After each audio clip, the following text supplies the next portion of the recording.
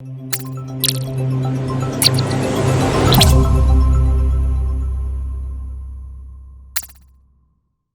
everyone, so today what I'm going to be covering is right-angled trigonometric ratios. So you may have been wondering, I guess, if you've ever seen any of these kind of calculators, you might have been wondering what these buttons here mean, sine, cosine, and tan. And that is what I'm going to be going through with you guys today.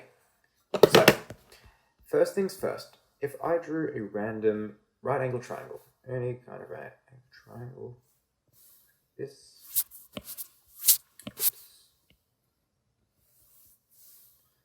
and let's say we had the right angle here, and let's say I gave you this angle here.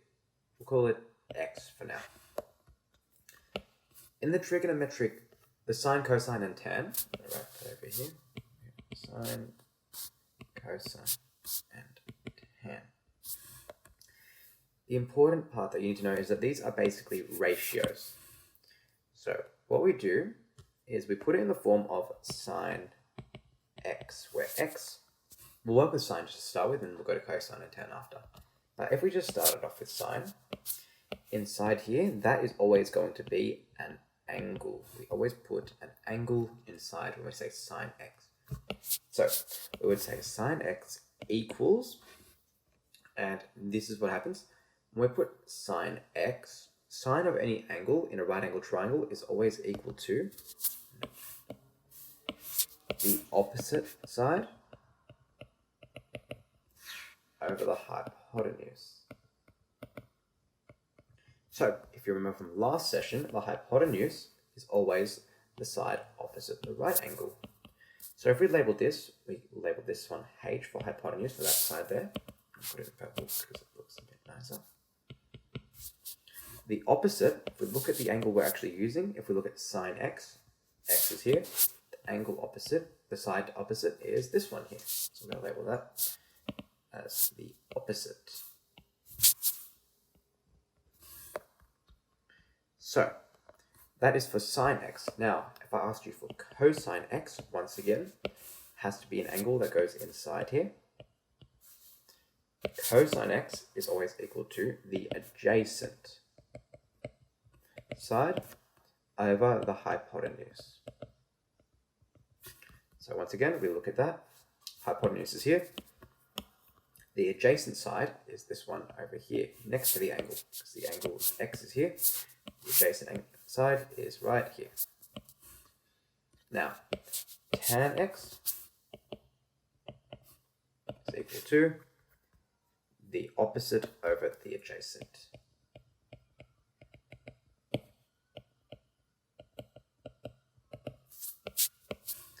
Once again, that x has to be an angle. So once again, we look at this. We're doing tan of x, tan of that. So we do the opposite here over the adjacent in terms of their lengths. So you might think, okay, that's a bit tricky to memorize. There's so many words. There's a pretty good shortcut that is very common, but I find it is quite helpful. It is SOH CAH TOA. So I'll put that in a big box because that's important. This is how me, along with many other people that have done maths, memorize the trigonometric ratios, and I think it is perfect for this. So SOH means sine, OH means opposite and hypotenuse. So the opposite comes first, so opposite over hypotenuse. CAH, C for cosine, A for adjacent over hypotenuse. TOA, T for tan, O for opposite, A for adjacent. So I'm going to write it acrostically because that will make it a bit easier to see. So CAH TOA. Let me see if I can fit it all. Sine, opposite, hypotenuse. What I'm going to do, actually, I'm going to put these in a different color so that makes it a bit easier to see. How about green? Sure. Give it 1 second. I'm going to put that all in a different color as well. Then.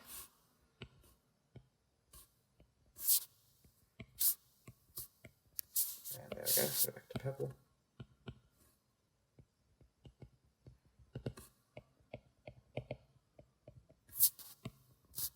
There we go, time opposite, adjacent.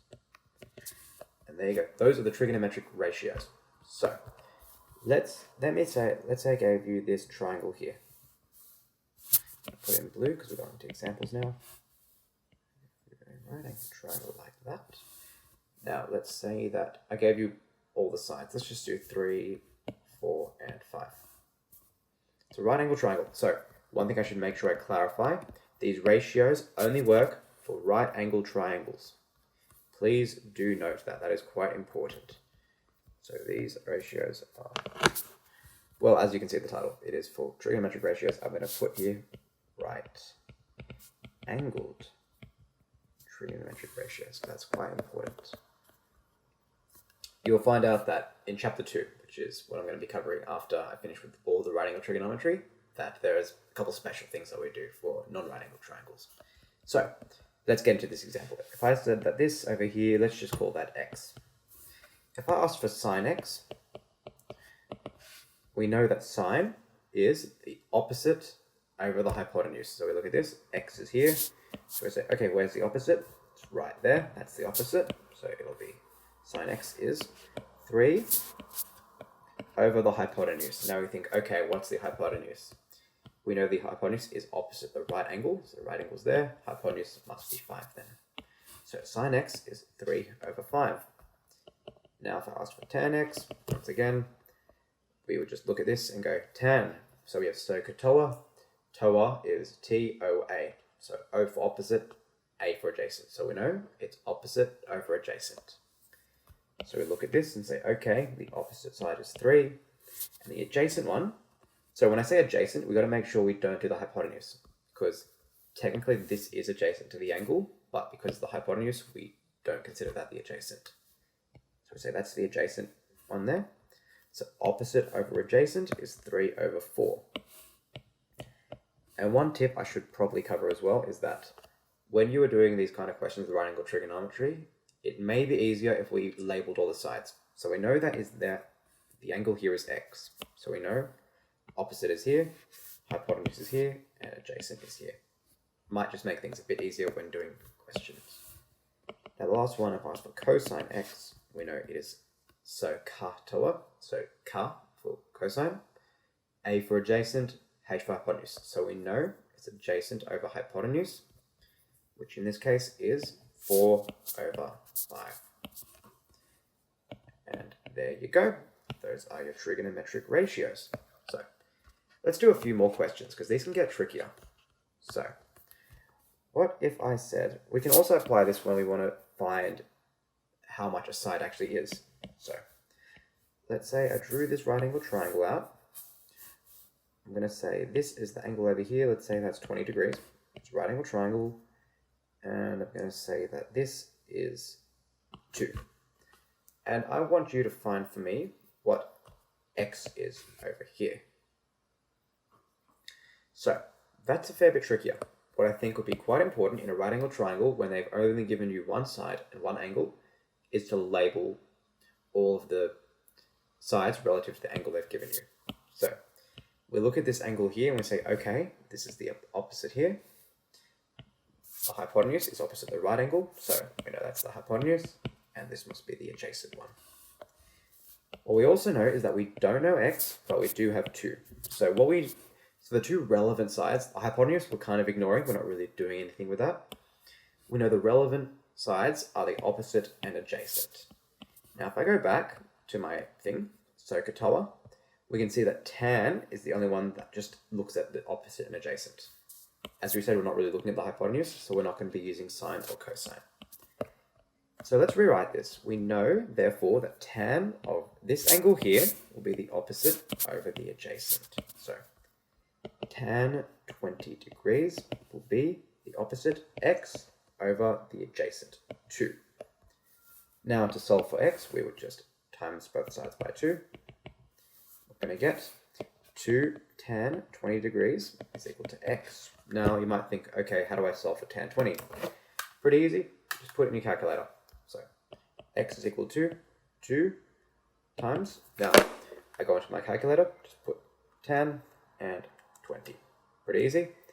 And you should get around 0.36397, something like that. And now what I would do is I'm going to times that by 2 to get the actual number, and you get about 0.727279405. Now, big important thing is that the convention in IB exams is that they usually want, unless specified otherwise, they want your answers to be to 3 significant figures. So sometimes they will specify, sometimes they'll be like to 4 significant figures or 2 decimal places or whatever, but if they do not specify, they want 3 significant figures. So we look at this, 3 significant figures will be 0.728. Interesting, isn't it? It must be a pretty short side then in that case, but yeah, okay, fair enough. But yeah, that should be right. I'll just check them in degrees. Yep, I'm in degrees, that should be fine. Yep, okay, all good. Now, next question I'm going to ask is, if I gave you a right-angled triangle, but I want you to find an angle. So let's say, once again, I'm going to say that that's a right angle there. I'm going to say this is 2 and, I don't know, this is 7. And I want you to find this angle here, which we're going to call x. Once again, I would say label the sides relative to that angle we have. So, opposite is here, adjacent is here, and hypotenuse is here. Now we look at this and think, okay, what are the relevant sides? We can see over here that the relevant sides are the opposite and the hypotenuse. So we know that we're going to be using sine, because if we go back over here, we can see we have SOH CAH TOA. Sine is the one that uses the opposite hypotenuse. So we rewrite over here that sine x is equal to opposite 2 over hypotenuse 7. Now you might be wondering, okay, how does that help? Well, what you do is we find the inverse of 2 over 7. Now that looks a bit weird, but all you have to do is to go to your calculator and put, usually on most calculators it's shift and then sine, but it should say something like this, sine inverse. And then you put in 2 divided by 7. So it's sort of like unsigning it, if that makes sense. So we've got sine of x right now. To get rid of that sine, we've put in sine inverse of the right-hand side. We put that in, and it gives us about 16.6 degrees. Now, once again, 3 significant figures. Now I'm going to go through one more example. So, let's say we have a ladder. So, it's going up a brick wall.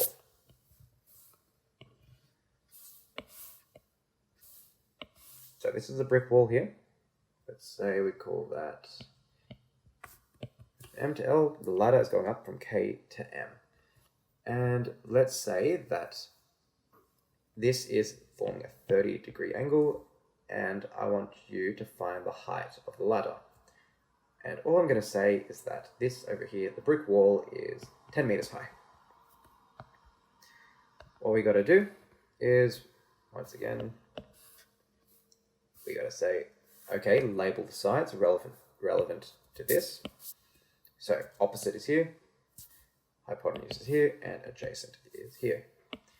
We look at this and we realize we need to find the length of the ladder, which is the hypotenuse. So call this x. We realize we're only using the opposite and the hypotenuse, which in this case means we're using sine. So I'd write down an equation always. So sine 30 degrees is going to equal 10 over x. Now to solve for x, we would times both sides by x to get rid of it from the denominator. So we would get x sine 30 degrees is equal to 10. Then what I would do to get rid of that sine 30 is I would divide both sides by sine 30 degrees. So we're going to get x equals 10 over sine 30 degrees, and then you solve for that, which I'm going to do myself as well. You should get 20. It's exactly 20, interestingly enough. So if it's an exact number, you can just put the exact number. Now, always very important, if I've given you a worded question and there's units, you need to make sure you include those units. So this will be 20 meters. And there you go. I'm going to cover just one more question, just involving inverse, just so that's clear. Let's say I drew a random right-angled triangle. I said, now I'm going to make it a little different there. Let's say we have this right-angled triangle. This over here is x. And I'm going to say that this is 3 and that is 10. If we need to find x, once again, label the sides. Opposite is here, adjacent is here, hypotenuse is here. Because that's the right angle there, so let's do the hypotenuse here. We can see that the sides that have been given are the adjacent and the hypotenuse. So, because of that, SOH CAH TOA, we know that we're using cosine in this case. So, we know cosine x, cosine of the angle, is equal to the adjacent 3 over the hypotenuse 10. Then what we do is to find x, to get rid of that cosine, we put in x equals, then we cosine inverse of 3 over 10. Put that in our calculator, cosine inverse 3 divided by 10, you should get 72.5, which, yep, that makes sense to me, 72.5 degrees. Once again, 3 significant figures. Okay, so that's all for today. Next session, what I'm going to be covering is a thing called angles of depression and elevation, which is like a practical application of the stuff we've just covered today. So stay tuned and I'll see you all next time.